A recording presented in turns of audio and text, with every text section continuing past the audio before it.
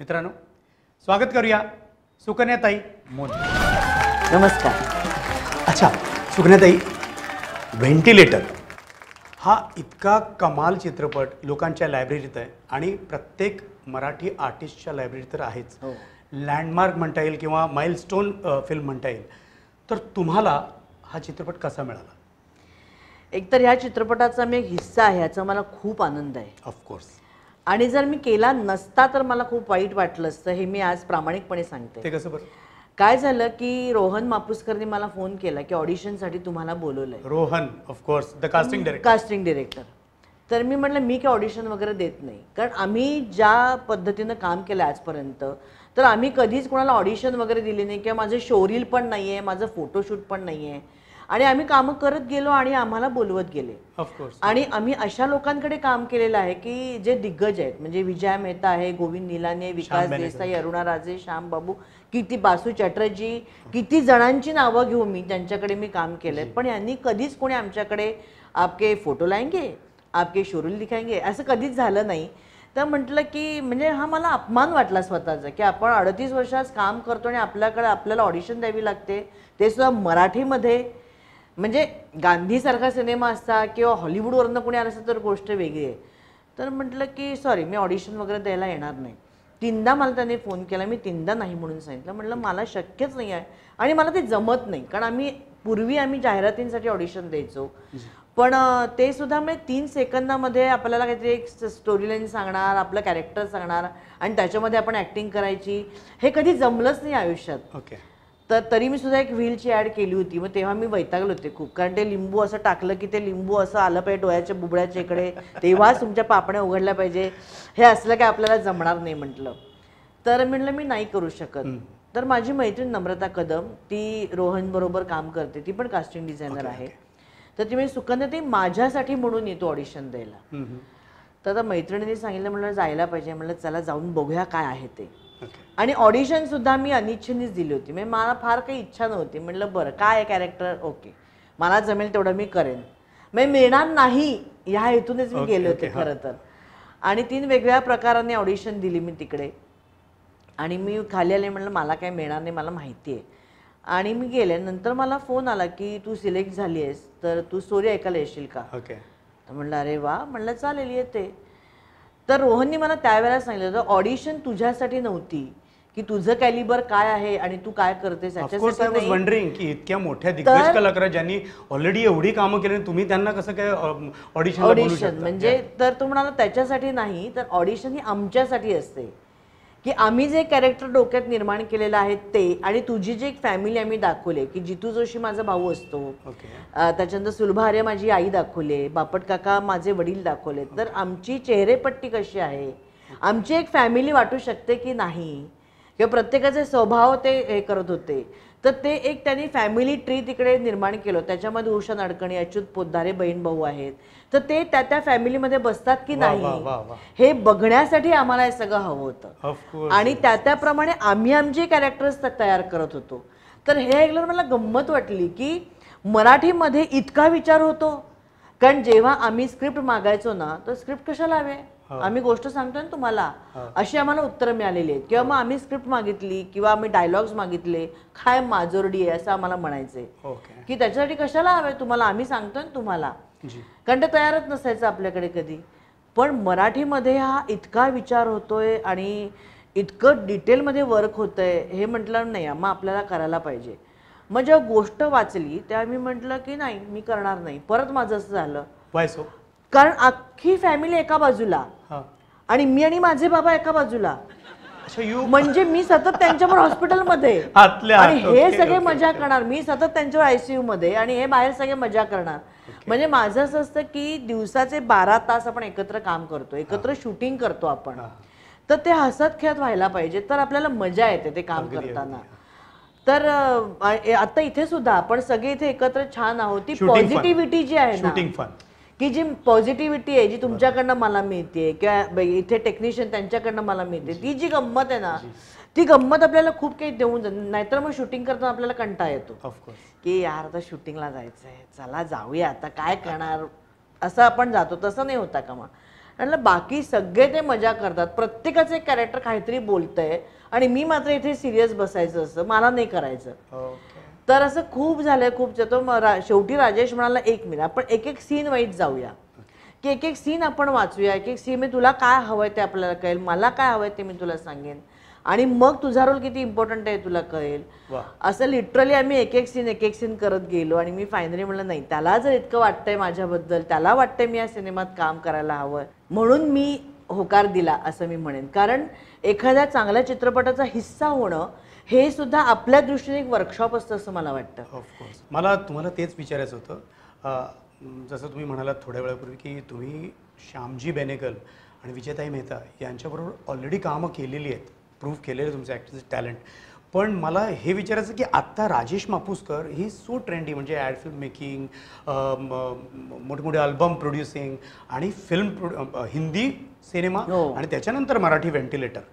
तर राजेश मापुसकर हे दिग्दर्शक म्हणून तुमचा अनुभव कसा? दिग्दर्शक म्हणून तो कमाल आहेच, पण माणूस म्हणून पण कमाल आहे. ते महत्त्वाचं. हो, हे जास्त महत्त्वाचं असं मला वाटतं. कारण सेटवरती कुणाला काय होतंय, आता जरा झोपावंसं वाटतंय का, ओके फाईन, जरा झोपा, मूड काय प्रत्येकाचा, सीनचा मूड काय आहे. किंवा आम्ही आता त्या हॉस्पिटलमध्ये एका छोट्याशा रूममध्ये आम्ही एक शूटिंग करत होतो, तर तिथे जसं आत्ता आपण इथे AC बंद केलाय तसं तिथे जो AC बंद करायचा होता आणि सगळं कास्टिंग होतं. म्हणजे आम्ही 14च्या 14 लोक त्या एवढ्याशा रूममध्ये बसलो होतो. पण त्याला कळत होतं की नाही उकडतंय, जरा बंद करा, जरा AC ऑन करा, जरा तुम्ही मोकळे व्हा. आम्ही वायफाय गप्पा मारायचो, पुन्हा आपण नव्याने काम सुरू करूया. म्हणजे हे जे प्रत्येकाचं समजून घेणं आहे ना, हे त्याच्याकडे खूप आहे. त्याच्यानंतर कधीही त्याचा सेटवरती आवाज चढलेला नाही. आणि मला असं वाटतं की त्याने आणि त्याच्या संपूर्ण असिस्टंट जे होते, त्याचे क्रू होतं, त्याचे जे होते, वर्षभर तरी या चित्रपटावर त्यांनी काम केलं असेल. म्हणजे कधीही अरे ये प्रॉपर्टी नाही आहे, लेके आओ जल्दी, असं कधीच झालं नाही. तुम्ही म्हणाल ते हजर होतं तिकडे. त्याच्यामुळे कुठल्याच गोष्टीची आरडाओरडी झाली नाही. अरे ये कॉस्ट्युम नाही आहे, लेके आओ अभी के अभी, हे कधी झालं नाही. वर्षभर त्या लोकांनी मला वाटतं त्या प्रोजेक्टवरती काम केलं होतं आणि ते दिसून येत होतं. आणि हॉस्पिटल चालू असताना आम्ही शूटिंग केलेलं आहे. जो अनुभव मी नानावटीमध्ये आम्ही लाईफलाईन केला विजयाबाईंबरोबर, तेव्हाचा अनुभव होता. कारण बाईंनी सांगितलं होतं हॉस्पिटल चालूच राहील, आपल्यामुळे त्यांना त्रास होता कामा नाही, आपण त्याच्यात सामावून घ्यायचं आणि आपल्याला त्याच्यात शूटिंग करायचं आहे. तोच अनुभव मला राजेशकडे आला की हॉस्पिटल चालू असताना आम्ही शूटिंग केलंय, की आता आमचा शॉट चालू आहे, जरा तुम्ही थांबा, असं नाही कधी केलं. शॉट थांबवून त्यांना जाऊ दे, आपण परत करूया. तर मला अजून एक प्रश्न आहे. आशुतोष गोवारीकर हे दिग्गज डिरेक्टर आहेतच. राजेश मापुसकर आणि आशुतोष गोवारीकर आणि अजून एक दिग्गज कलाकार बमन इराणी, तर ह्यांचे कधी सेटवरती सजेशन अजिबात नाही, अजिबात नाही. हे शिकण्यासारखं आहे खरोखर. म्हणजे आपण ना एवढंसं काम केलं की आपण पी हळद हो गोरी असं की नाही यार, ये थोडा अँगल इधर करो, ये लाइटिंग थोडा लाईट इकडे कर माझा, थोडा इकडे येऊ दे. काहीच नव्हतं ते बोलत. आशुतोषनी कधी, म्हणजे आमचं जेव्हा वर्कशॉप झालं तेव्हा सुद्धा आशुतोषनी कधी सजेशन्स दिल्या नाहीत, मित्रत्वाच्या नात्याने पण नाही, किंवा आमचं शूटिंग चालू असताना पण नाही. म्हणजे राजेशला नाही किंवा आम्हालाही नाही कुणाला की हे जरा असं कर ना, कधीच नाही. आपण असं करून बघूया की तो त्याच्याकडनं पण त्याची तयारी असायची. कधीच त्यांनी ढवळाढवळ केली नाही. आणि गंमत सांगायची म्हणजे आमचं जेव्हा तो हॉस्पिटलचा सीन होता, जेव्हा आम्हाला केबिनमध्ये बोलवलं जातं आणि सांगितलं जातं की वडिलांच्या बाबतीत काय होत आहे आणि तुम्ही काय डिसिजन घ्या, तर तेव्हा बोमन इराणी जवळजवळ 2.5 दिवस हे फक्त आम्हाला क्यूज द्यायला होते आणि त्यांची फक्त बॅक येत होती. कधी कधी तीही नाही. ते स्वतः जातीने हजर होते. तो त्यांचा तो जो ऑपरेशन थिएटर मधला हिरवा गाऊन घालून ते तिथे बसलेले होते आणि ते आम्हाला प्रत्येकाला क्यूज देत होते, प्रत्येकाच्या क्लोजला सुद्धा क्यूज देत होते. आम्ही 2-3 वेळा म्हटलं बोमन भाई हमें बहुत ऑड लग रहा है, आप क्यों दे रहे क्यूज. तर नाही नाही, मला आलं पाहिजे ना, तुमच्या रिॲक्शन्स काय ते मला कळलं पाहिजे, तर मी तसा रिॲक्ट होईन. मला असिस्टंटनी रिॲक्शन दिलेलं नाही चालणार. इमानदारी कामात दिसते. आणि रोल केवढूसा ते तुम्हाला सगळ्यांना माहिती आहे. म्हणजे असंही नाही की फार इम्पॉर्टंट रोल आहे किंवा ऑस्कर मिळणार आहे त्याला, पण त्या तेवढूशा सीनसाठी किंवा त्याच्यामधलं जे मराठी आहे ते हिंदू कॉलनीमधले असले तरी सुद्धा ते म्हणाले की आता माझा टच गेलाय, तर माझं हे मराठी बरोबर आहे का, याचं प्रोनाऊन्सिएशन बरोबर आहे का जरा बघा. म्हणजे इतकं डिटेलमध्ये काम करणं आणि त्याच्यामुळे गंमत काय झाली माहिती आहे ना, जेव्हा त्यांचा क्लोज आणि तेव्हा त्यांचा वयस चालू होता ना, आम्ही सगळेजण त्यांना क्यू द्यायला बसलो होतो. हो हो हो. तर त्यावेळेला हे लक्षात येतं आपल्या की आपण कितीही मोठे झालो ना तरी सुद्धा आपण जमिनीवरच पाय रोवायला पाहिजेत. आणि आपण जसं आपण नाटक म्हणतो की गिव्ह अँड टेक आहे, तसंच हे सुद्धा आहे की कुठलंही माध्यम आपलं सिरियल घ्या किंवा सिनेमा घ्या, हे गिव्ह अँड टेक आहे. आणि त्याच्यासाठी हल्ली कसं करतात की नाही नाही तुम्ही क्यूज द्यायला नका येऊ, पण मी थांबते की नाही मला क्यू देऊ दे, कारण तो दोघांचा सीन आहे. हा फक्त बोमंदिरांचा सीन होता किंवा आमचा सीन होता असं नाही, तो पूर्ण प्रसंग छान व्हायला पाहिजे. जसं आत्ता सुद्धा आपण लाइटिंग पण केलंय, आपण अभिनय पण करतोय, आपण इथे पण सेट केलाय, तर त्यानेच सगळ्यांनी तो एपिसोड छान होणार आहे. तसं प्रत्येक नुसतं आपण दोघं कुठे बागेत बसून गेलो तर त्याला एवढी गंमत नसते आली. तर तसंच हे आहे असं मला वाटतं की कुठलाही प्रसंग चांगला होण्यासाठी ते टीमवर्क आहे, ते असावंच लागतं आणि ते प्रत्येकाने जाणून घ्यायला पाहिजे. ऑफकोर्स. आणि सुकन्याताई, व्हेंटिलेटर हा सिनेमा इतका लोकांपर्यंत पोचला आहे, म्हणजे आपल्या महाराष्ट्रात किंवा भारतात जेवढे मराठी भाषिक आहेत सर्वांनी त्याला कमालीचं अप्रिशिएशन दिलं आहे. भारताच्या बाहेर लंडन, अमेरिका, कॅनडा इथे सुद्धा त्याची पोचपावती तुम्हाला मिळालेली अगदी. आहे. पण तुम्हाला खरंच वाटलेलं की त्यावेळेला शूटिंगच्या सेटचा माहोल बघून की बाबा हा चित्रपट एवढा लोक अप्रिशिएट करतील? हो, म्हणजे चालेल की न चालेल याचा अंदाज आपण कोणीच देऊ शकत नाही. ऑफकोर्स. मी डिस्ट्रीब्युटर सुद्धा देऊ शकत नाही. पण लोकांना आवडेल एवढं मात्र नक्की वाटलं होतं. कसं?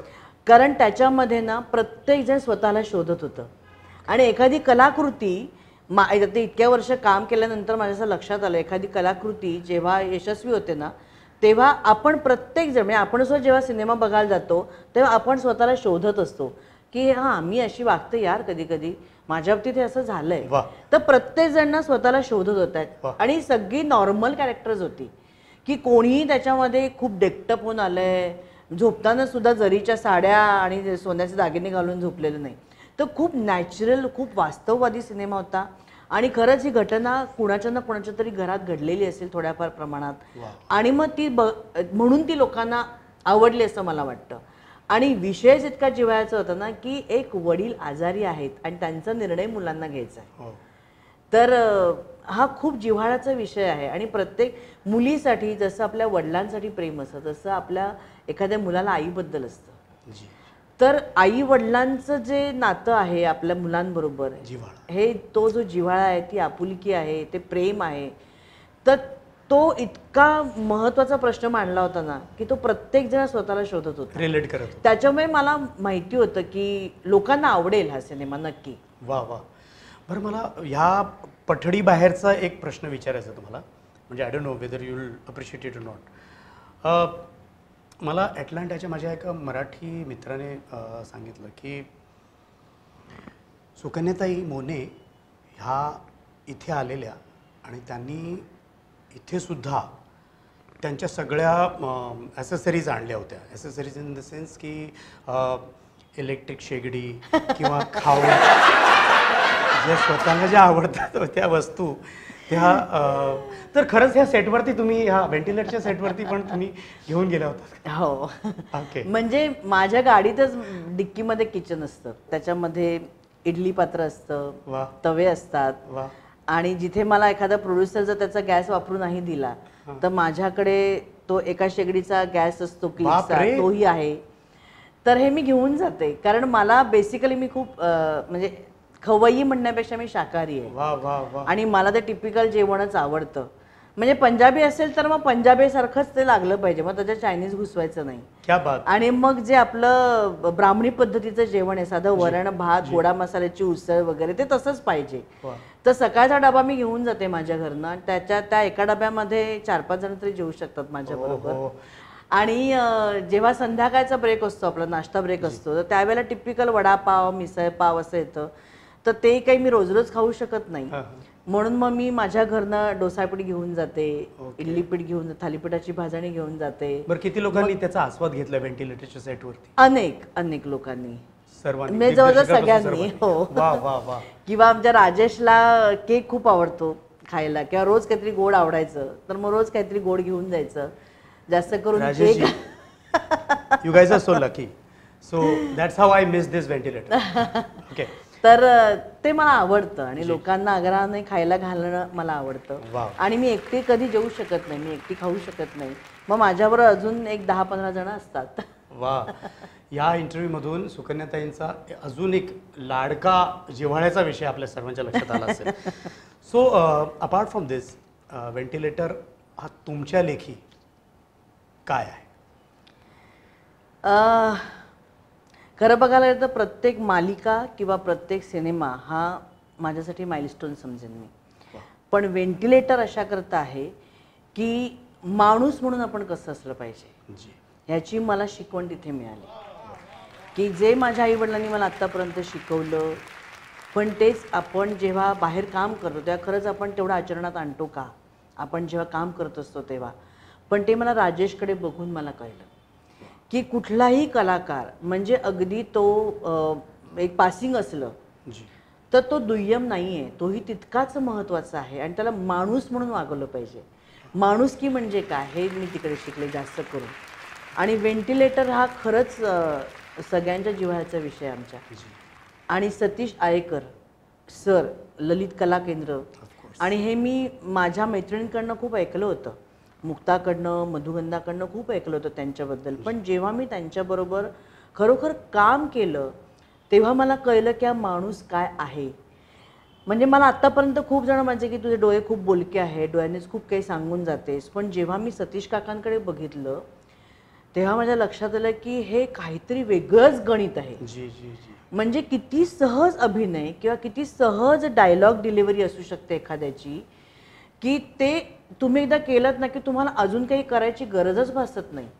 मग त्याच्यासाठी तुम्हाला वेगळा मेकअप, वेगळा कॉस्ट्यूम, वेगळं लाईटिंग हे करायची गरजच भासत नाही.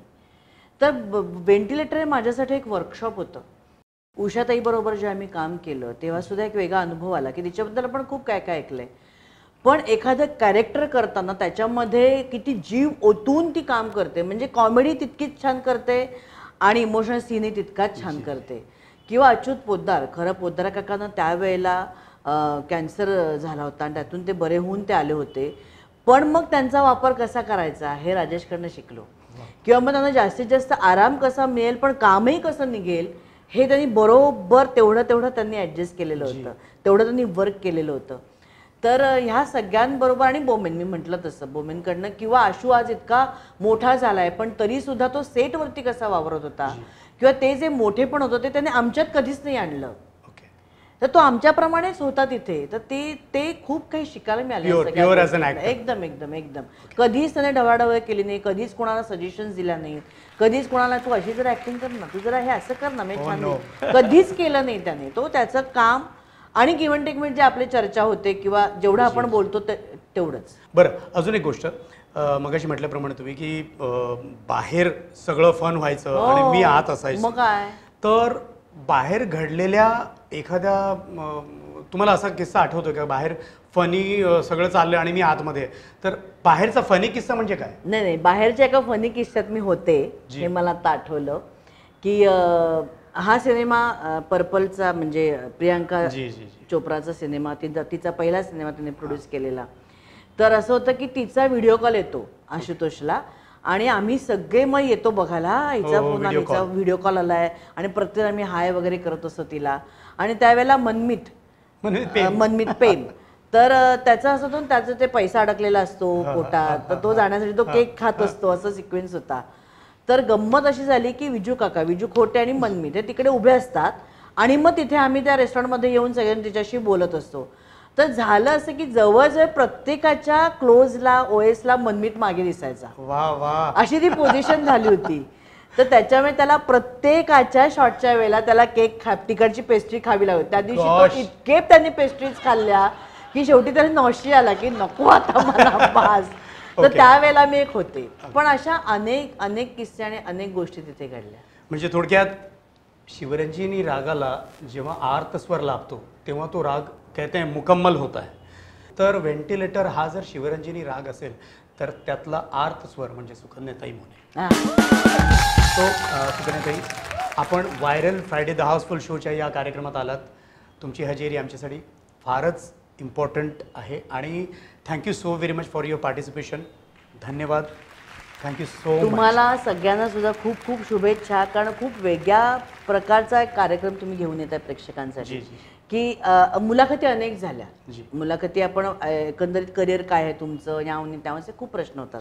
पण एखादा त्याच्या आयुष्यात आले असलेला माइलस्टोन किंवा एखादा आवडता चित्रपट घेऊन त्याच्याबद्दल त्याला बोलायला लावणं, उद्युक्त करणं हे खूप महत्त्वाचं आहे आणि खूप छान कन्सेप्ट आहे तुमची. त्याबद्दल तुमचे, तुमच्या सगळ्या टीमचे मी मनापासून आभार मानते की मलाही बोलायची संधी मिळाली आणि तुम्हाला खूप खूप शुभेच्छा आणि खूप छान छान कलाकार तुमच्या या कार्यक्रमात येऊ देत आणि आपले अनुभव आपल्यासमोर मांडू देत.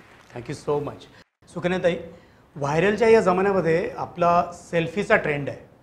पण सेल्फी हा आपण फार फार तर आपल्या मोबाईलमध्ये सेव्ह करू शकतो. आमच्या या शोची परंपरा आहे की आम्हाला जेवढे मान्यवर लाभले, सेलिब्रिटी गेस्ट आम्हाला लाभले, त्यांची आठवण म्हणून आम्ही असे तिकीट किती छान. व्हेंटिलेटर या सिनेमाचं तिकीट आणि त्याच्यावर आपली ऑटोग्राफ याच्यावर. अरे बापरे. तुमची आठवण म्हणून. किती गोड आहे. पण हे मला पण द्याल का? Of course, of course, yes.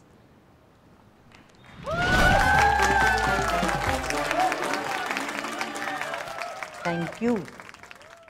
वा, अलभ्य लाभ. फार बरं वाटलं. Thank you so very much. माझ्या टीमतर्फे मनापासून आभार. धन्यवाद धन्यवाद धन्यवाद. थँक्यू. आजच्या भागातले व्हायरल किस्से. नॉर्मल माणूस वडापाव खातो, तो माणूस आजारी पडला की हॉस्पिटलमध्ये सफरचंद खातो आणि त्याचे नातेवाईक बाहेर उभा राहून वडापाव खातात. जेव्हा मुलीला उलटी होते तेव्हा तिच्या घरचे तिच्यावर खेकसतात, कोण आहे तो हरामखोर, कोण आहे हरामखोर. आणि मुलाला जेव्हा उलटी होते तेव्हा त्याच्याही घरचे त्याच्यावर खेकसतात, काय रे हरामखोरा, किती पिलास. तात्पर्य, मुलगा उलटी करो, मुलगी उलटी करो, हरामखोर मुलगाच असतो. डॉक्टरने पेशंटला विचारलं, काय रे तुझे 3 दात कसे पडले. बायकोने दगडासारखी भाकरी केली होती. मग खाल्ली कशाला, नकार द्यायचा ना. तेच तर केलं. डॉक्टर, काय कुठे दुखतंय. फी कमी करणार असाल तर सांगतो, नाही तर शोधा तुम्ही. जो जन्माला येतो त्याला एकदा जावंच लागतं. मित्रांनो, खरं तर आयुष्य हसत मजेत जगता आलं पाहिजे, म्हणजे जग सोडून जातानाही मजा आहे. त्यावर तुम्हा सर्वांचे लाडके कवी सुरेश भट म्हणतात, आयुष्य छान आहे, थोडं लहान आहे. अरे रडतोस काय वेड्या, लढण्यात छान आहे. अश्रूच यार माझा मदिरे समान आहे. काट्यातही फुलांची झुलती कमान आहे. उचलून घे हवे ते दुनिया दुकान आहे. जगणे जो निरर्थक म्हणतो तो बेईमान आहे. तर फ्रेंड्स, सुखी रहा, मस्त रहा, मजेत रहा आणि बघायला विसरू नका तुम्हा सर्वांचा लाडका show viral Friday, the housefull show. टाळा. खूपच मजा आली आणि आमचं फिल्म गॉट नॉमिनेटेड सिंगापूरला एक Asian festival of first films म्हणून एक फेस्टिवल आहे. सो तिकडे फिल्म आमची नॉमिनेट झाली होती आणि तिथे there was no child actor category नव्हती. ओके. सो मला तिकडे नॉमिनेशन मिळालं होतं इन मेल ॲक्टर्सच्या कॅटेगरीमध्ये. ओके. आणि गेलो आम्ही इकडनं 2 जण, आमचा प्रोड्युसर आशिष रेगो आणि मी. We went to Singapore. मग छान आम्ही फिरलो सिंगापूर आणि मग अवॉर्ड नाईट्सच्या दिवशी मला सरप्राईज म्हणून माझी आजी आणि माझे बाबा पण आले होते अवॉर्ड फंक्शनला.